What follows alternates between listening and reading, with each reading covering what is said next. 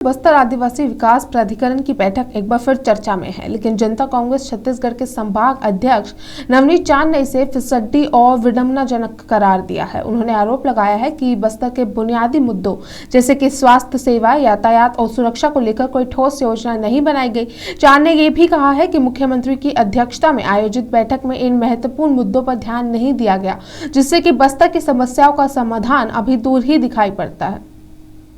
तो वहीं बस्तर से नवनीत चांद जी हमारे साथ जुड़ चुके हैं। नवनीत जी, आपने बस्तर आदिवासी विकास प्राधिकरण की जो बैठक है उसे फिसड्डी बताया है, क्या कारण थे और क्या कुछ आपका इस पे कहना है?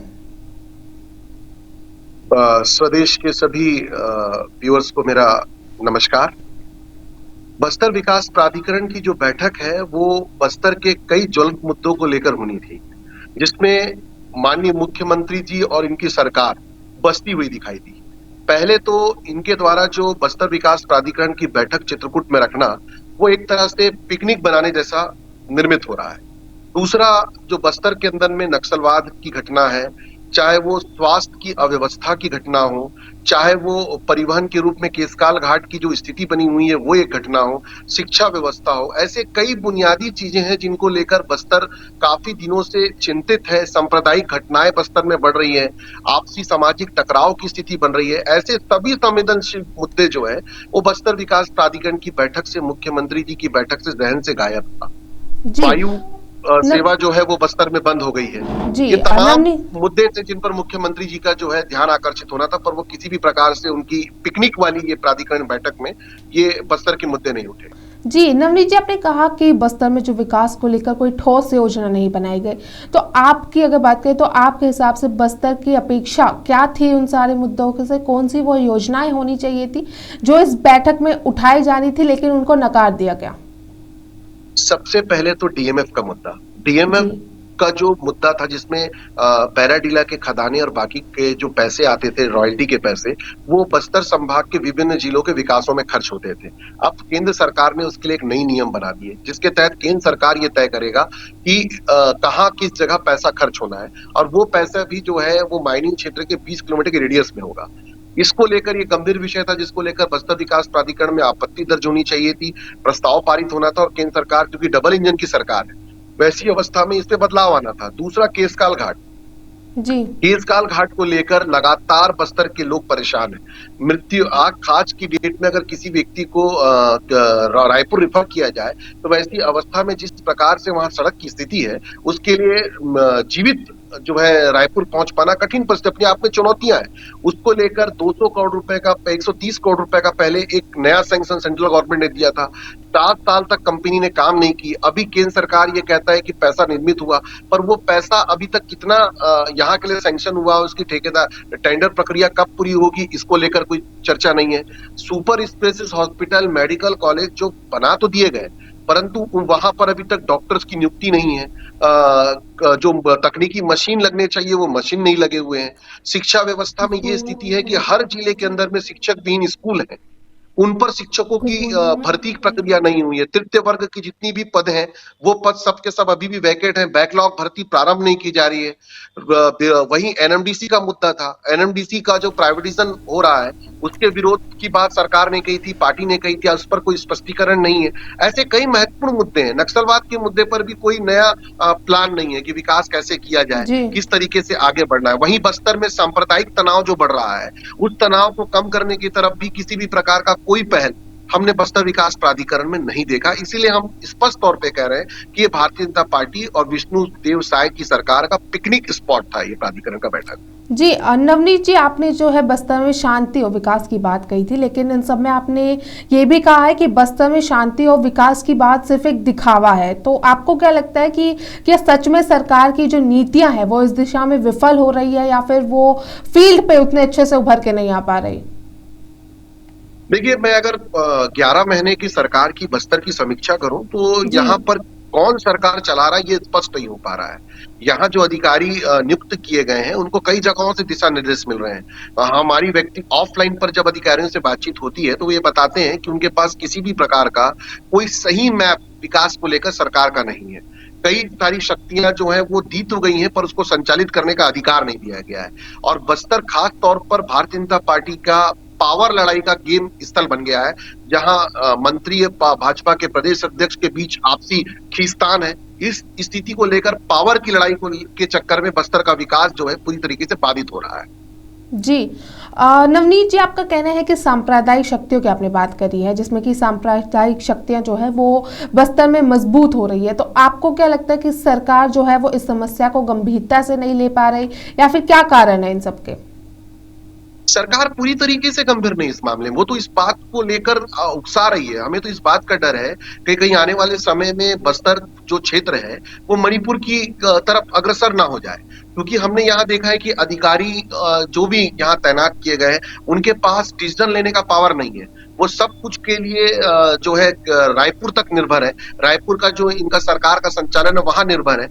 वहां से जब तक कोई निर्देश, दिशा निर्देश नहीं आ पा रहा है, तब तक वो किसी भी प्रकार का कोई डिसीजन ले नहीं पा रहे हैं। इसके चक्कर में लगातार बस्तर में जो है सांप्रदायिक तनाव बढ़ रहा है, समाजों का आपस में तनाव बढ़ रहा है, चाहे वो आदिवासी क्षेत्र का बात हो, चाहे ईसाइयों की बात हो, या धर्मांतरण के मुद्दे पर राजनीति करने की बात हो। ये सब चीजें बस्तर में बढ़ती चली जा रही है, जबकि बस्तर के जो महत्वपूर्ण मुद्दे हैं, खास तौर पर नक्सलवाद, विकास, बेरोजगारी, स्वास्थ्य, शिक्षा, ये सब मुद्दे किनारे लगा दिए गए और सांप्रदायिक शक्तियों को एक तरह से बढ़ावा मिल रहा है, क्योंकि सरकार उन पर अंकुश लगाने में नाकामयाब है। ये सिर्फ बस्तर की बात नहीं, आप सरगुजा देख लीजिए, बलौदा बाजार देख लीजिए, कबीर धाम देख लीजिए, हर जगह इस प्रकार की पुनरावृत्तियां हो रही हैं। सरकार डिसीजन लेने में विफल हो रही है। यही कारण है कि कानून व्यवस्था जो है ना वो कहीं ना कहीं डगमगा रहा है और आपसी टकराव की स्थिति और सांप्रदायिक माहौल बढ़ रहा है। आने वाला समय में यदि सरकार ने ठोस डिसीजन नहीं लिए, यहाँ जो अधिकारियों की नियुक्ति गई है, कलेक्टर, एसपी के रूप में जिनकी नियुक्ति दी गई है, यदि उनको विवेकापूर्ण कार्य करने का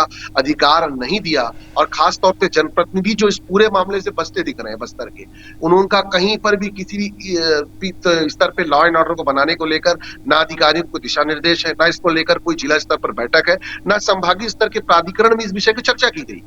ये इस बात को स्पष्ट उल्लेख करता है कि इस सरकार का कोई कंट्रोल नहीं है। हम तो सीधे सीधे ये कहने को बिल्कुल तैयार है कि एक तरह से छत्तीसगढ़ राज्य जो है वो केंद्र शासित राज्य बन गया है, जहां हर डिसीजन सेंट्रल से हो रहा है। जी, लेकिन नवनीत चांद जी, अगर सरकार की बात करें या मुख्यमंत्री विष्णुदेव साय की बात करें, तो वो लगातार जो है बुनियादी अधोसंरचना की बात करते हैं, जिसमें कि पुल शामिल है, अस्पताल है, मोबाइल टावर जैसी तमाम चीजें इसमें शामिल है। इसका जो वास्तव में जो सकारात्मक असर है वो बस्तर में आ नहीं पा रहा है, या फिर ये चीजें जो है सिर्फ सरकार की ओर से कहने को रह गई हैं? देखिए, ये अगर आप बस्तर विकास प्राधिकरण की फाइल को उठा के देखेंगे पिछले 10 सालों की, तो ये सब प्राधिकरण का जो नोट शीट है उसको निकाल कर देखेंगे तो ये सब बातें कागजी रही हैं। मैं पूछना चाहता हूं सरकार के से आपके माध्यम से, मुख्यमंत्री जी को से आपके माध्यम से, कि मुख्यमंत्री जी बताएं कि क्या मेडिकल कॉलेज की बिल्डिंग बना देने से स्वास्थ्य व्यवस्था ठीक हो जाएगी? क्या स्कूलों की बिल्डिंग बना देने से स्कूल की शिक्षा व्यवस्था ठीक हो जाएगी? टीचर्स की जरूरत है, डॉक्टर्स की जरूरत है। ऐसी अवस्था में एक भी डॉक्टर की नियुक्ति, बताएं वो कितने डॉक्टर की नियुक्ति उन्होंने अभी की है? आज medical college, 2 medical college Bastar में खुल चुके हैं, कांकेर में और एक बस्तर में। उसकी आए दिन आप खबरें चलाते हैं कि किस तरीके से वो रेफर सेंटर बन गया है। जिला अस्पतालों की स्थिति ये है कि उनके पास 100 बेड का अस्पताल है, पर सुविधाएं नहीं है, सीटी स्कैन मशीन नहीं है, बाकी मशीनें नहीं है, जिसको लेकर लोगों को बाहर निकलना पड़ता है। दक्षिण बस्तर के लोगों को हैदराबाद पे निर्भर होना पड़ रहा है, मध्य बस्तर के लोगों को विशाखापट्टनम पे निर्भर होना पड़ रहा है, उत्तर बस्तर के लोगों को रायपुर पे निर्भर होना पड़ रहा है। तो वो बताए ना कि जो बातें वो कागजों पर कह रहे हैं, भाषणों पे कह रहे हैं, होर्डिंग्स में कह रहे हैं, वो जमीन पर है कहाँ? जी, और सबसे बड़ी बात तो ये है कि केंद्रीय स्वास्थ्य मंत्री का कम से कम चुनाव के दौरान 5 या 6 बार बस्तर दौरा हुआ। वो एक बार बता दें कि कौन से अस्पताल का उन्होंने दौरा किया है। जी नवनीत जी, इसी के साथ आपने जो है वो बस्तर की संवेदनशील समस्याओं को नजरअंदाज करने की बात कही है। आपको क्या लगता है वो ऐसे कौन से मुद्दे हैं, वो ऐसी कौन सी चीजें हैं जिन्हें सरकार लगातार नकार रही है, या जो बस्तर में अब तक हो जाना चाहिए था और अब तक नहीं हो पाया? देखिए, बस्तर आज आजादी के बाद से लेकर रेलवे को अपना विस्तारीकरण नहीं दे पाया है। बहुत मुश्किल 1-2 विमान जो है वो जगदलपुर के एयरपोर्ट पे उतर रहे थे। उस पर भी केंद्र सरकार की जो योजना है, उस योजना के तहत सही भुगतान नहीं होने के कारण से जो कंपनियां यहाँ पर इस रूट पर प्लेन उतार रही थी, उन्होंने भी जो है अपना रूट बंद कर दिया।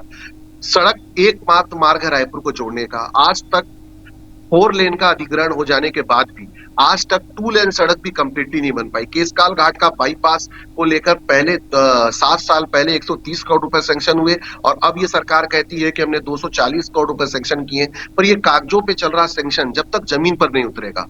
अबूझमाड़ की जो सड़क बनी है वो सड़क आज गड्ढों में तब्दील हो गई है। बैलाडीला की सड़कें गड्ढों में तब्दील हो गई है। आज पीएसपी का काम नारायणपुर में चालू हो गया, निक्को का काम नारायणपुर में चालू हो गया, पर इतने सारे उद्योगों के खदानों के उत्खनन के बाद भी बेरोजगारी चरम सीमा पर है। शिक्षा व्यवस्था का ये हाल है कि हर जिले में शिक्षक भी स्कूल की संख्या बढ़ रही है, घट नहीं रही है। वहीं आप एनएमडीसी स्टील प्लांट को देखिए, आज की डेट में 32,000 करोड़ का प्लांट खड़े हो जाने के बाद भी उसका कोई फायदा बस्तर को सीधा नहीं मिल रहा। तो ये वो चीजें हैं जो बस्तर को आगे बढ़ाने के लिए बुनियादी रूप से लेनी चाहिए थी। आज छत्तीसगढ़ राज्य के बने हुए 24 साल कंप्लीट हो रहे हैं। 4 सरकारें जो है वो इस छत्तीसगढ़ में संचालित हो चुकी है, पर जो अब तक विकसित बस्तर बनना चाहिए था, विकासशील बस्तर बनना चाहिए था, हम तेलंगाना से लगे हैं, उड़ीसा से लगे हैं, आंध्रा से हमारी सीमाएं लगी हैं, महाराष्ट्र से हमारी सीमाएं लगी हैं। उनके सीमा क्षेत्र का विकास देखिए और बस्तर का विकास देखिए, जमीन आसमान का अंतर दिखता है।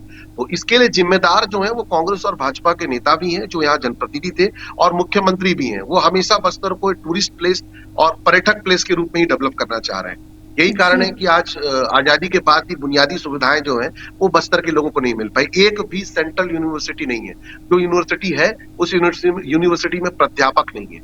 तो ये तमाम मुद्दे हैं जो बुनियादी मांग है, जो बस्तर के लोगों की 40 लाख जनता की शुरू से बनी हुई है, पर इस पर किसी भी सरकार का ध्यान नहीं जा रहा।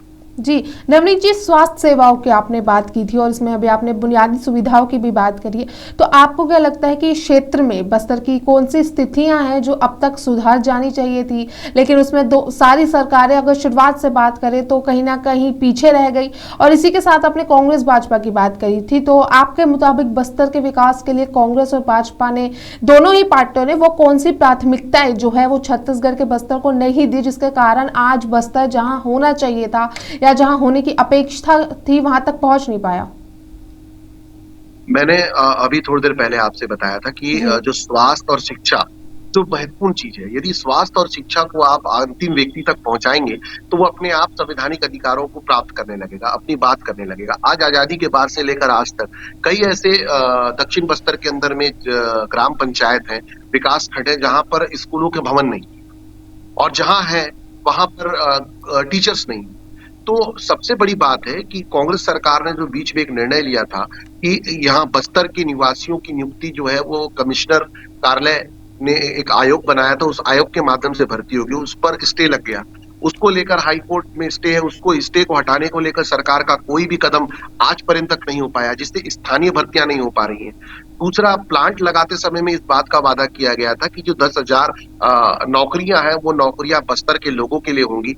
वो नौकरियों में भी बस्तर के सिर्फ प्रभावित ग्राम पंचायत की जिनकी जमीनें गई हैं, सिर्फ उनको नौकरी प्राप्त हुआ। बाकी जो युवा बेरोजगार हैं उनको नौकरी प्राप्त नहीं हो रही है। वैसे ही स्वास्थ्य व्यवस्था में मेडिकल कॉलेज बनाया गया 2008 में। मेडिकल कॉलेज बनने के बाद भी आज लगभग 16 साल हो गए हैं। 16 साल में हमको जितने डॉक्टर्स चाहिए, जितने स्पेशलिस्ट डॉक्टर चाहिए, वो डॉक्टर सरकार नहीं दे पाई है। सड़क हम देख रहे हैं कि वो सड़क तक हम 4 लेन बना नहीं पा रहे हैं। बहु मुश्किल हमारी वायु यात्रा शुरू हुई थी, वो यात्रा भी अब जो है खत्म हो चुकी है। सिर्फ हैदराबाद टू जगदलपुर की यात्रा संचालित है। तो ऐसी परिस्थिति में जो बेसिक चीजें हैं, जो बस्तर के प्रत्येक वर्ग का जो प्रथम मांग है, वो पूरा नहीं हो पाना सरकार की विफलता का परिचायक है। और यहाँ के विधायक भी, चाहे वो अनुसूचित जनजाति क्षेत्र के विधायक हो या जगदलपुर के सामान्य विधायक हो, इनके द्वारा भी विधानसभा पटल में और अपने सरकार में दबाव नहीं बनाया जाता है। संसद में भी सिर्फ सवाल हो रहे हैं, पर सवालों के बाद मंत्रियों का ट्वीट बस आ रहा है। ट्वीट तक बस्तर के लिए चीजें सीमित हैं, उसके बाद भी क्रियान्वयन नहीं है। जबकि माननीय प्रधानमंत्री जब 2023 में जगदलपुर आए थे, उन्होंने कहा था कि बस्तर नई विकास की गाथा घूमेगा। अब तक माननीय प्रधानमंत्री नरेंद्र मोदी जी के प्रधानमंत्री बनने के बाद वो लगभग 3 बार बस्तर आ चुके, परंतु उनके द्वारा की गई कोई भी घोषणा का अमल जो है वो बस्तर में होता दिख नहीं रहा। जी नवनीत चांद जी, आखिर में आपने बस्तर में आदिवासियों और ग्रामीण जनता की उपेक्षा की भी बात की थी, तो इसके बारे में आप जो चिंता व्यक्त की है, आपको क्या लगता है कि इसके लिए आपको सरकार के क्या ठोस कदम अब तक सरकार को उठाने चाहिए थे? सरकार को प्राधिकरण के माध्यम से जो मुद्दे जनमानस से निकल कर आ रहे हैं, देखिए प्राधिकरण की बैठक में जिला पंचायत सदस्य से लेकर विधायक तक शामिल होते हैं। जी। जिला पंचायत अध्यक्ष एक ऐसा व्यक्ति होता है जो सीधे ग्राम पंचायत से जुड़ा हुआ व्यक्ति होता है, विधायक जुड़ा होता है। तो इन प्राधिकरण के मुद्दे में बैठक में बस्तर की बुनियादी सुविधाओं पर बात होता है। यदि मुख्यमंत्री स्वयं इसके अध्यक्ष है तो उन्हें संवेदनशीलता के साथ इस बात को समझना होगा कि प्राधिकरण में बस्तर की जो मुद्दे उठ रहे हैं उसको सरकार प्राथमिकता से ले। ये यहाँ 5वीं अनुसूची लागू है और यहाँ जनजातीय समिति बनी हुई है जिसके अध्यक्ष स्वयं मुख्यमंत्री हैं और संरक्षक राज्यपाल हैं। तो जब तक दोनों समितियां जो पावरफुल नहीं होगी, बस्तर विकास प्राधिकरण में मोटा मोटा 100 करोड़ का भी बजट नहीं है, कहीं 40 करोड़ का, 50 करोड़ का, 50 करोड़ 60 करोड़ रुपए के बजट में क्या बस्तर का विकास संभव है? ये सबसे बड़ी बात है। डीएमएफ का जो पैसा सीधे सीधे जिलों को मिलता था, जिससे जिला कलेक्टर वहां की स्थानीय समिति के माध्यम से वहां की बुनियादी आवश्यकताओं के लिए खर्च होता था, उसको भी केंद्र सरकार ने प्रतिबंधित कर दिया है। ऐसी परिस्थिति में डबल इंजन की सरकार चलाने वाले सरकार की ये नैतिक जिम्मेदारी बन जाती है कि वो केंद्र सरकार से वो सब मांगों को पूरा कराए जो नरेंद्र मोदी जी ने बस्तर की भूमि में खड़े होकर कहा था और स्वयं उनके घोषणा पत्र में कहा था कि बस्तर उनकी प्राथमिकता है।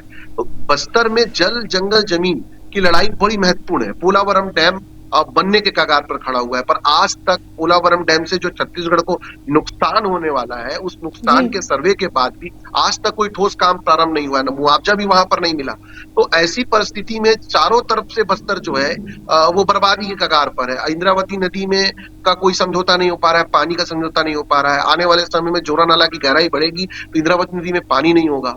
तो उड़ीसा लगातार डैम पे डैम बनाते जा रहा है, पर बस्तर में जो तमाम परिस्थितियां जो बिगड़ती चली जा रही है उस पर सरकार का कोई प्रॉपर प्लान नहीं। बस्तर को लेकर अभी तक कोई ब्लूप्रिंट नहीं है और मैं तो ये कहूंगा कि 12 विधायक और एक सांसद ने मिलकर भी सरकार के समक्ष कोई ब्लूप्रिंट बस्तर का नहीं रखा कि आने वाले 5 साल में वो बस्तर को किस दशा और किस दिशा की तरफ ले जाएंगे। जी, नवनीत चंद जी, आपने कई अहम बातें इसमें रखी। आपने कहा है कि एक ब्लूप्रिंट जो है वो बस्तर के लिए तैयार नहीं हो पा रहा। खुद प्रधानमंत्री वहां आते हैं, विकास की बात करते हैं, लेकिन जब विकास की बात आती है तो बस्तर कहीं ना कहीं छत्तीसगढ़ में सबसे पीछे खड़ा दिख रहा है। कौन से वो कारण रह रहे हैं और क्यों जो है बार बार सरकारों द्वारा बस्तर को नकारा जा रहा है? क्यों एक टूरिस्ट प्लेस जो है वो बस्तर को बनाने की कोशिश कर रहे हैं, लेकिन जो मुख्य सुविधाएं हैं जिनके बिना आप टूरिस्ट प्लेस भी शायद वो उतना सफल ना हो पाए, वो बस्तर से छीन ली जा रही है? देखिए, जब तक आप बस्तर को सिर्फ सीट के रूप में गिनते रहेंगे, 12 सीटों के रूप में गिनते रहेंगे, तब तक बस्तर का विकास नहीं होगा। आपको बस्तर को 40 लाख लोगों की जनसंख्या का प्रतिनिधित्व के रूप में देखना होगा। रायपुर को जिस तरीके से विकसित किया गया या अन्य जिलों को, संभाग को जिस तरीके से विकसित किया गया है जो रायपुर से लगे हुए हैं, बस्तर की भी वो अधिकार है। आखिर बस्तर जो है वो वनोपज से, खनिज से भरा हुआ जगह है जो छत्तीसगढ़ के लिए बड़ा महत्वपूर्ण है। तो वैसी परिस्थिति में बस्तर के लिए विशेष रूप से ध्यान देने की जरूरत है, विशेष रूप से विशेषज्ञों की बस्तर की एक टीम बनाने की जरूरत है और एक ब्लूप्रिंट तैयार करके सरकार को सामने लाना पड़ेगा कि वो बस्तर को किस तरीके से आगे बढ़ाना चाहता है। पर जो वर्तमान की सरकार है वो सांप्रदायिकता को बढ़ावा देने की तरफ अग्रसर है। वो बस्तर को जलाना चाहती है, वो बस्तर को भाई से भाई को लड़ाना चाहती है, वो बस्तर के अंदर में शांति का माहौल पैदा करना चाहती है। विकास की सोच को लेकर ये सरकार आगे नहीं है। यही कारण है कि प्राधिकरण जैसी महत्वपूर्ण बैठक को पिकनिक की बैठक बनाने का काम जो है मुख्यमंत्री ने किया है। इससे बस्तर के लोग